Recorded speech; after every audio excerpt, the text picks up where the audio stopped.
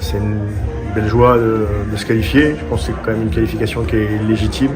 On montre qu'on est fort, qu'on a un groupe très fort et ce soir c'est un groupe tout entier qui ramène la qualif du côté du Pas-de-Calais.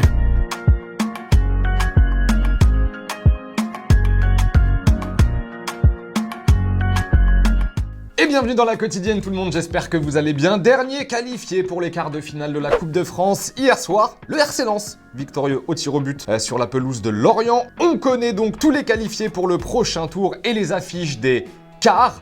Wallen, tu nous balances le prog, s'il te plaît. Bien sûr. Merci beaucoup. OM Annecy, Nantes, Lens, Lyon, Grenoble, Toulouse, Rodez. Juste pour finir sur la Coupe de France, vous savez, il y a une séquence d'OM PSG qui a pas mal tourné, qui a fait énormément parler depuis avant-hier soir. Dans les dernières secondes, Paris a fait tourner le ballon, vous savez, aux 30 mètres, avec notamment Messi, alors que c'était la dernière occasion pour le PSG et que personne n'avait l'air de vouloir se projeter dans la surface.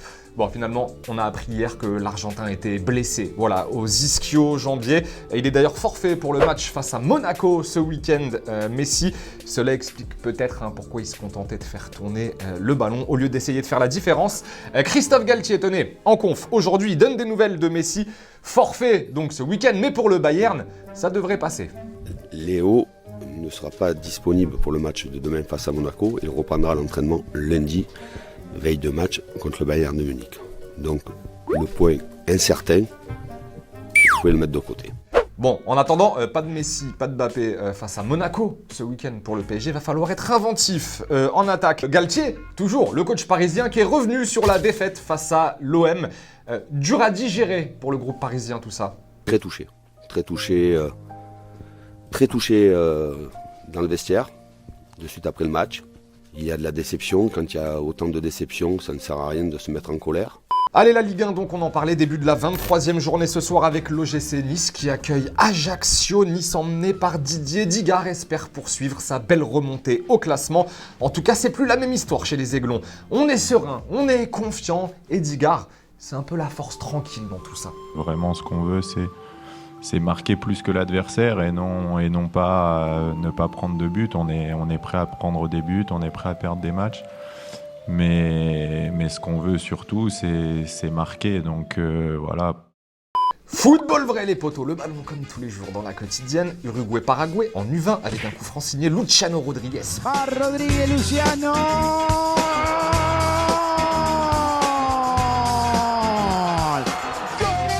Et une dernière petite chose, j'aimerais vous poser une question, s'il vous plaît, les potos, par rapport à des images qu'on va voir.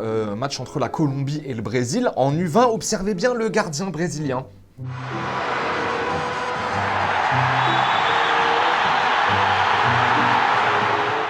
Voilà, donc on va revoir les images, mais pour moi, effectivement, il y a penalty. Tous les jours, j'irai même plus loin en rajoutant quelque chose, il y a penalty. Et c'est bien fait pour le gardien brésilien qui, en plus, se prend un jaune.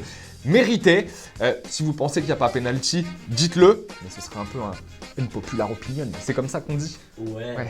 Info en provenance d'Espagne, info ou rumeur du quotidien Sport, on le rappelle, journal pro-Barça.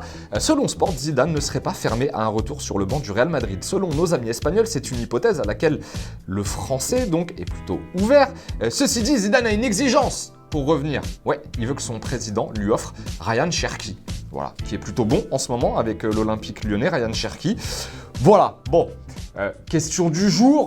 Selon vous, est-ce qu'un retour de Zidane sur le banc du Real est crédible? Est-ce que ce serait quelque chose d'envisageable pour vous? Zidane, de nouveau entraîneur du Real. On rappelle qu'il y est déjà passé 2 fois. Il a entraîné que le Real dans sa vie. En même temps, Zinedine Zidane. Vous nous dites ce que vous en pensez. Et avant de nous dire au revoir, le chiffre du jour. À ton avis, Wallen, le chiffre du jour, c'est combien? C'est 4. Il est malin. Il est bon. Le Wallen, oui, 4 comme le nombre de buts inscrits par Cristiano Ronaldo sur la pelouse d'Al-Weda avec Al Nasser hier. Victoire 4-0 de son équipe, donc, avec 4 buts donc pour le Portugais. Et avec ce quadruplé, Ronaldo a passé la barre des 500 buts inscrits en championnat dans sa carrière, tout club confondu, évidemment.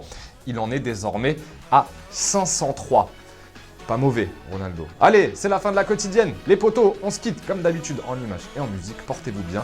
Rendez-vous lundi pour un nouvel épisode. Salut.